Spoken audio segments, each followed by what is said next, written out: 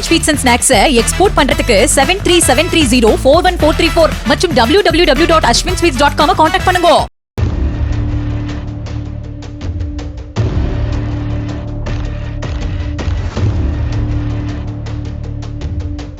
கடந்த புதன்கிழமையன்று ஆந்திர மாநிலம் குந்தக்கல் காவல் நிலையத்திற்கு சென்ற நடுத்தர வயதுடைய நபர் ஒருவர் தனது மகளை கொன்றுவிட்டேன் என போலீசாரிடம் சொன்னதை கேட்டு போலீசார் அதிர்ச்சியடைந்துள்ளனர்.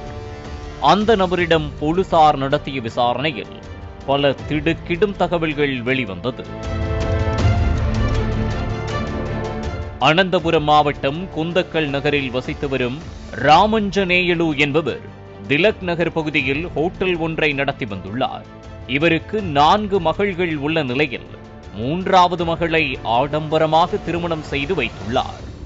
இந்நிலையில் 4வது மகளான பாரதி கல்லூரியில் பிடெக் படித்து வரும் நிலையில் அதே கல்லூரியில் படித்து வரும் இளைஞரை காதலித்து வந்துள்ளார். இருவரும் வேறு சாதி என்பதால் காதல் விவகாரத்தை அறிந்த இரு வீட்டினரும் காதலுக்கு எதிர்ப்பு தெரிவித்து வந்ததாக சொல்லப்படுகிறது.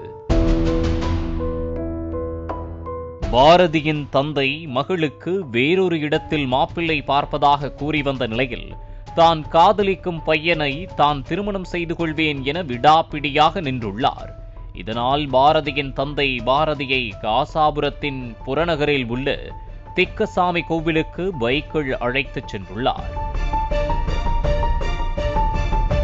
ஆள் நடமாட்டம் இல்லாத இடத்திற்கு சென்ற நிலையில் மகளின் கழுத்தை நெரித்து துடிக்க துடிக்க கொலை செய்ததாக கூறப்படுகிறது. பின்னர் தான் எடுத்துச் சென்ற பெட்ரோலை சடலத்தின் மீது ஊற்றி எரித்துள்ளார். இதனை கேட்ட போலீசார் சம்பவ இடத்திற்கு சென்று எலும்பு கூடாக கிடந்த சடலத்தை கைப்பற்றி பிரேத பரிசோதனைக்காக மருத்துவமனைக்கு அனுப்பி வைத்தனர். வேறு சாதி இளைஞரை காதலித்ததற்காக மகளையே கொன்ற அந்த கொடூர தந்தையை போலீசார் கைது செய்தனர்.